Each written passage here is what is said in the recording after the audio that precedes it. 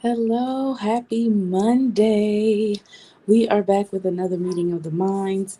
I am Intellect, your host, and we are going to jump right on in to another segment. Now, if you have not been keeping up with our segments for the year, make sure to go back, right?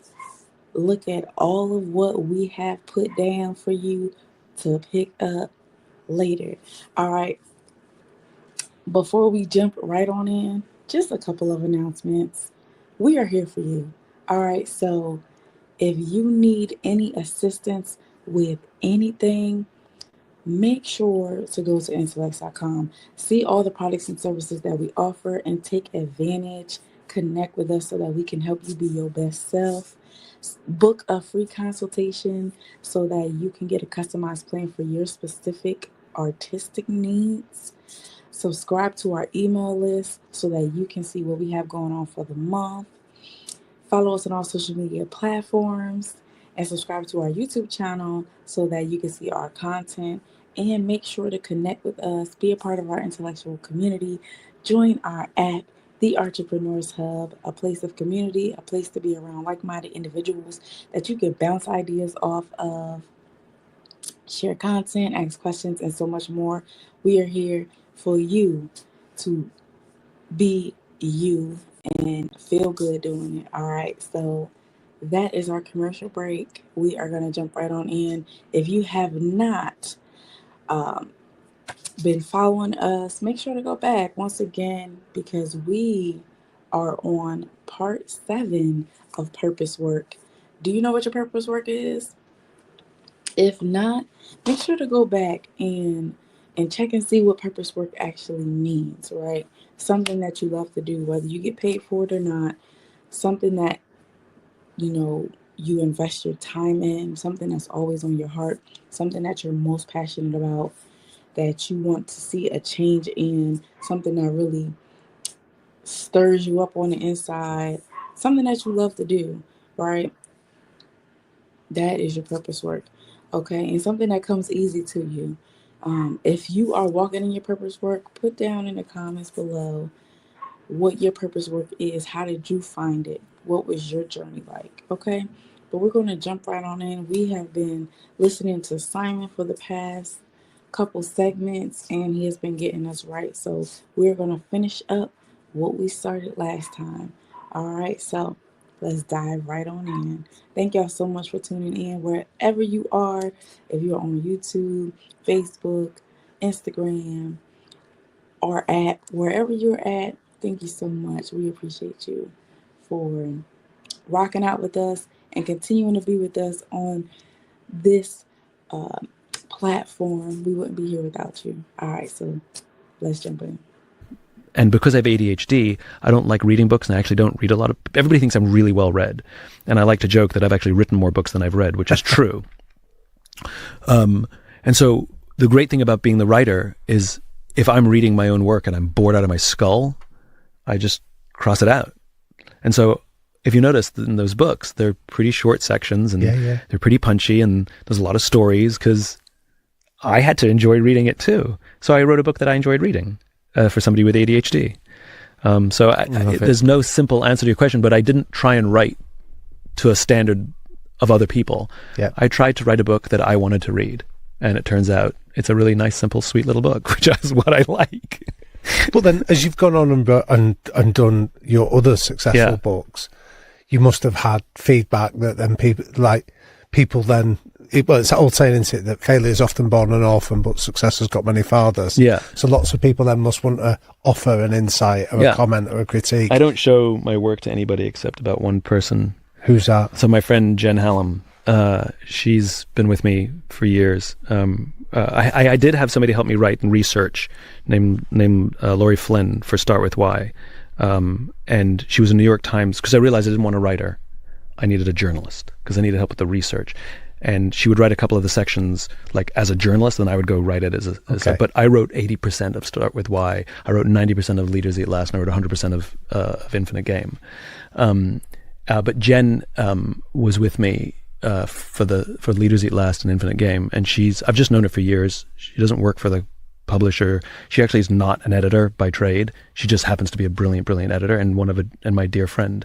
And she just calls shit all the time on stuff I'm writing and says it doesn't make sense. She's the only person I trust.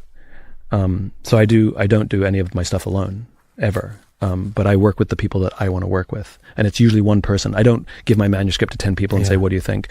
So tell us about Jen then, in terms of, because that really intrigued me, that relationship of, like, you spoke about that small word with big implications of trust. Yeah. What one piece of feedback has she offered you, Simon, where you've gone, wow, that's an insight, or that's incredibly valuable? Jen has a mind like it's the most incredible mind. It's really funny because I think it's okay if I say this. She is diagnosed with OCD. Not like, oh, I'm obsessive. Like, no, she's diagnosed. Like, she has OCD. She takes her meds.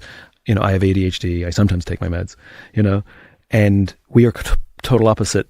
Like, the things that relax her freak me out and things that relax me freak her out. It's kind of really funny. And she is fastidious for logic.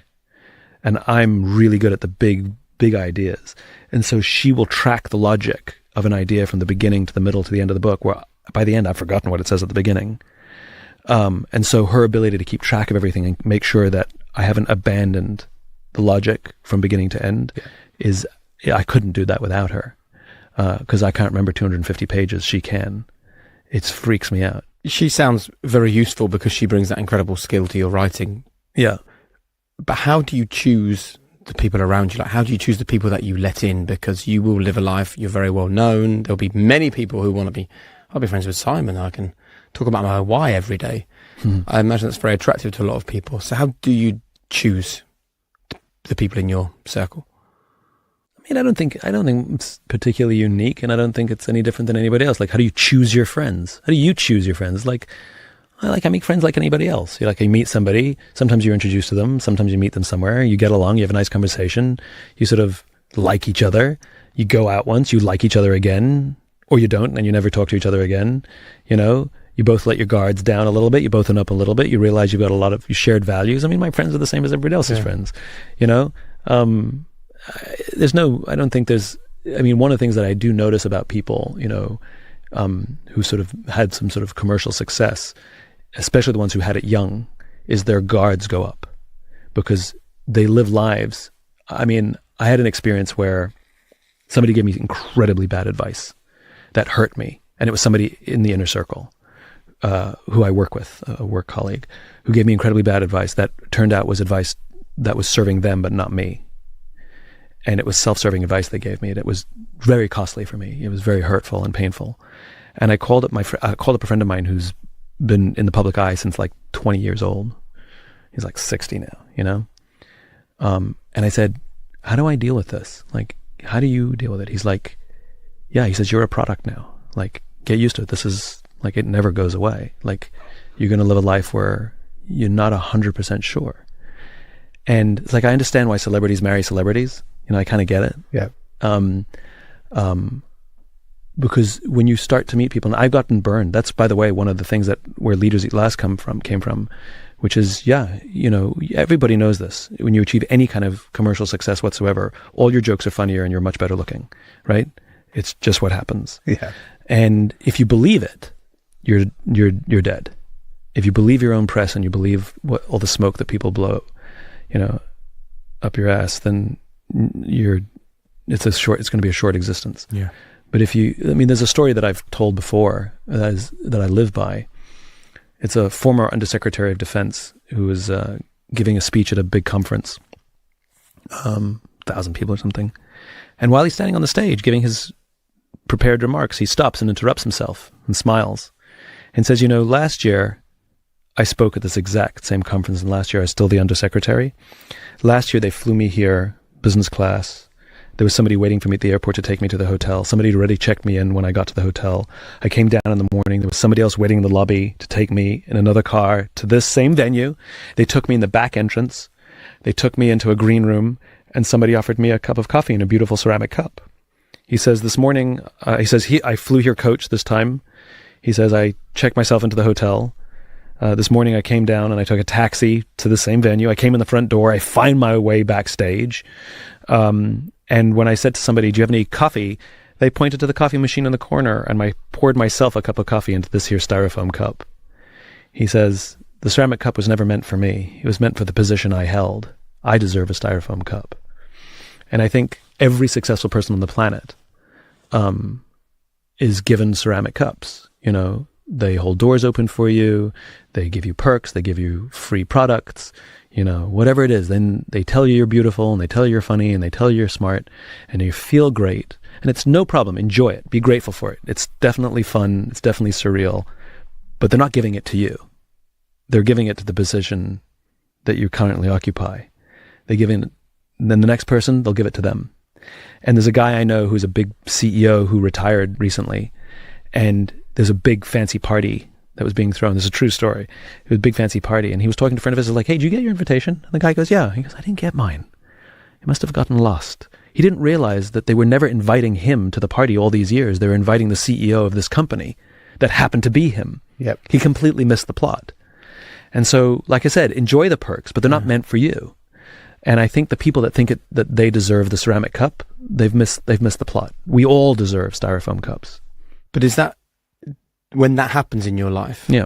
does knowing your why become ever more important because it's something to keep you grounded and keep you coming back to like a North Star? There's a combination of things. I think definitely knowing your why is a part of it. Definitely surrounding yourself with people who tell you you're an idiot is important. You know, my sister is the first person to be like, get over yourself, you know? Sure. Yeah. I mean, you know, I can't get away with anything, you know, which is correct, you know? She's known me her whole life. I'm older, so I've got a couple years on her. But I think the other part is the way I view career, which is, and this is the importance of vision and cause, which is, you know, when I got started and I said, wouldn't this be amazing if work worked like this, you know? And people were like, I think you're completely unrealistic. I'm like, no, I think I have an idea. And an idea is an iceberg beneath the ocean, which is you're the only one who can see it. That's literally what an idea or a vision is. It's a figment of your imagination. And if you do some work that brings that idea some tangibility, some life, I gave a talk, I wrote a book, whatever it was, I did some consulting, whatever it was, that just added a little bit of tangibility. That's like a little bit of iceberg popping up so that a few people will be like, oh, I see what you're talking about now. And so throughout my whole career, somebody would be like, hey, nice job. I'd be like, tip of the iceberg. And then as my career progressed, you know, did more things, more iceberg, and people are like, Okay. Did y'all pick up what he was putting down? He said a lot of things. Okay, so we're going to break down just a little bit, but I want you to let me know in the comments, what did you get so far? All right, we ain't done just yet. What did you get so far? So just a couple of things is when you are walking in purpose work, there are going to be all kinds of people that will try to connect with you, collaborate with you. And it is okay to collaborate with others, but use your discernment, okay? You do not have to work alone in your purpose work. And a lot of times your purpose work is beyond you, so you can't do it by yourself. Anyway, some of us try and it doesn't work out the way that we might want to. It is okay to work with others. You do not have to do it by yourself. You shouldn't have to. The vision and the purpose and that thing that pulls you every day, that calls you every day, has to be bigger than you because you can't do it by yourself. All right. Be discerning when it comes to having a tribe. Everybody is not your people. Everybody is not going to have your best interests at heart. Everyone is not there with the right intentions. You have to have a discerning spirit to know who's for you and who's not, or you will get the brunt end of the stick and you'll find out the hard way. You'll go through heartbreak and all those things. Be mindful, okay?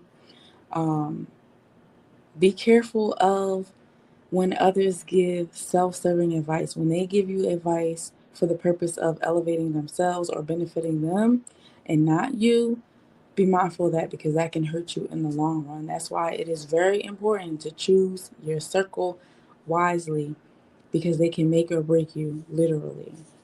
Maintain your vision, okay?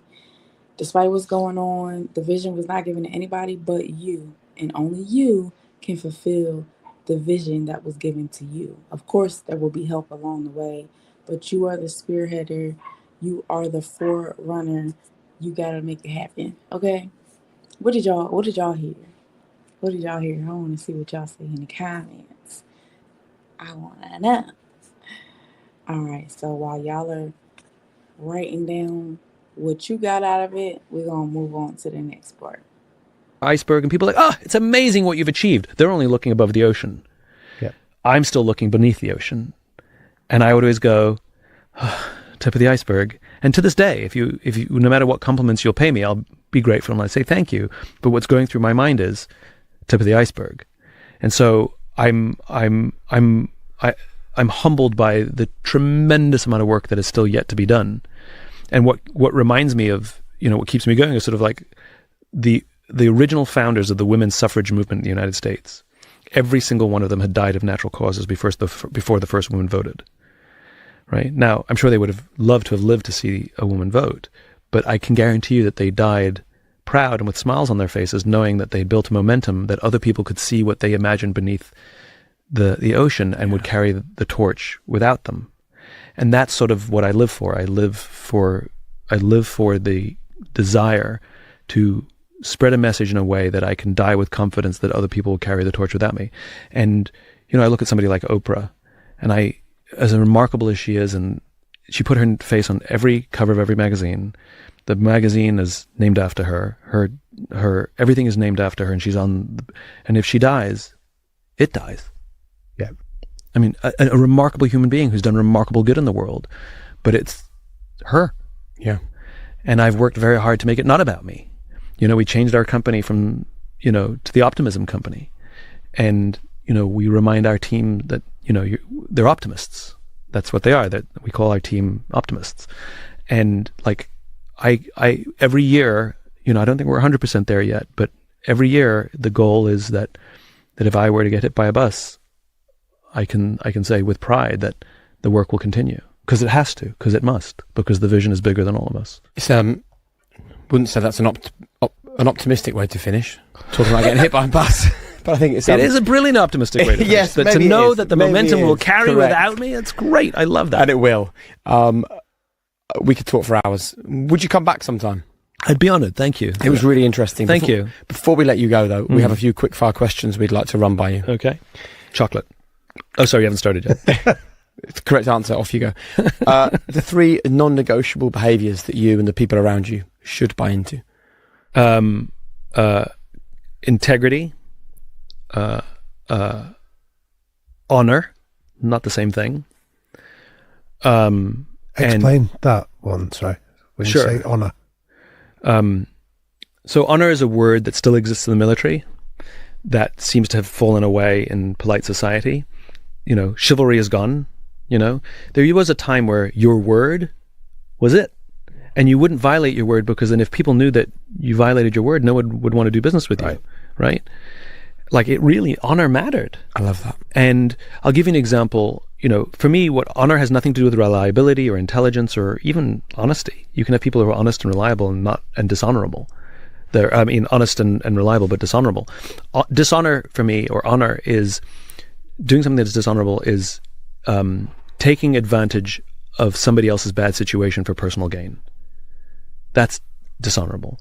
And if you're willing to put aside your own interests, ego, ambition, because somebody else is struggling, then that to me is honorable. And this happens all the time. Like when a company is struggling, that an employee walks into their boss and say, I want my raise now. Like, now? That's when you're going to ask? Because somebody told you have leverage or you have the cards? It's dishonorable. I want them out.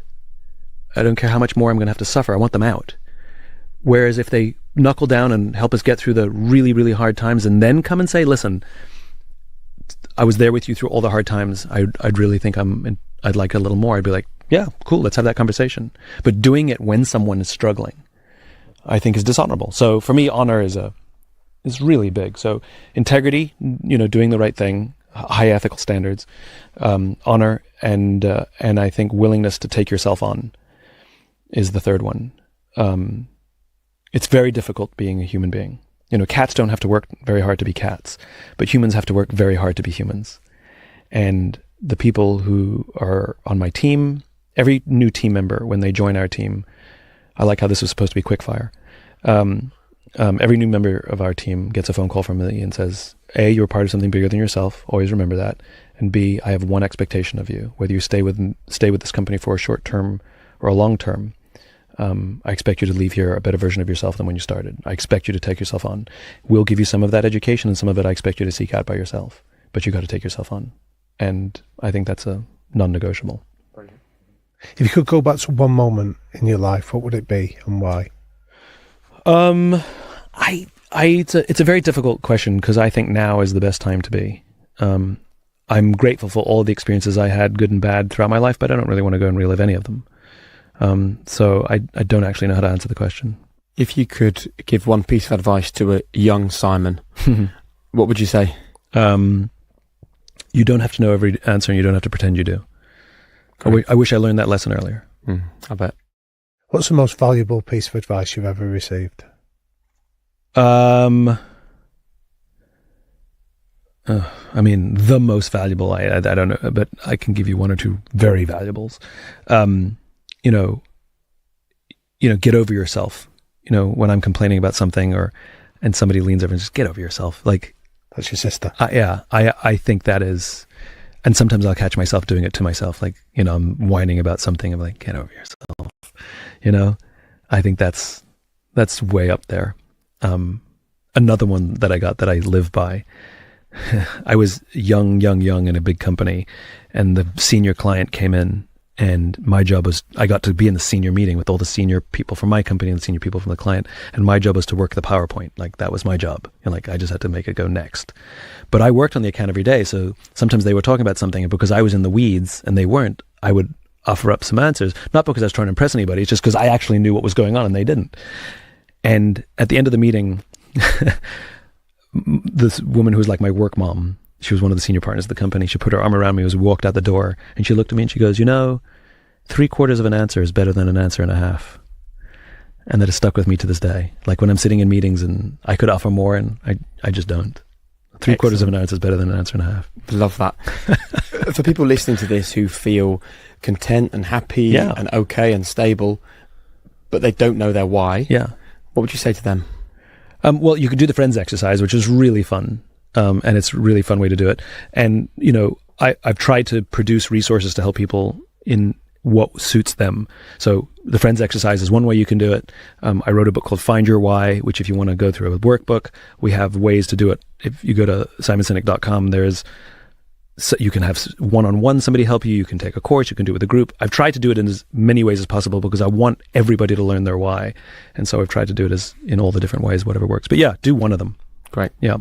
And the final question, Simon, is what's your one golden rule for anyone seeking to live a high-performance life?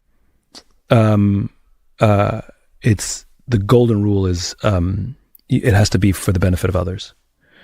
High performance for the benefit of yourself, I don't really know what that means, because at some point, I want to make £1 million, I want to make £2 million. Like, you're going to keep just moving the goal lines, and it'll feel like a treadmill. At some point, you're going to crash. It's going to happen. But when you live a high performance life for the benefit of others, it's infinite. You can do it forever, and it's rewarding till the day you die. Simon, thank you so much for coming on High Performance. Thanks so much for having me. This is really, really a wonderful conversation. Thank you. It's been a privilege. Thank you. Thank you very much. Really enjoyed it. Really.